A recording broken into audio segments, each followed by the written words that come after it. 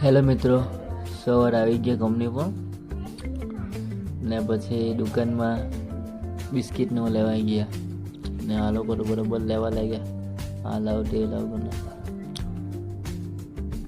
Bag ભરેલી, ખબર નહીં કંપનીમાં આવે કે ખાવા આવે તો નહીં ખબર પડે.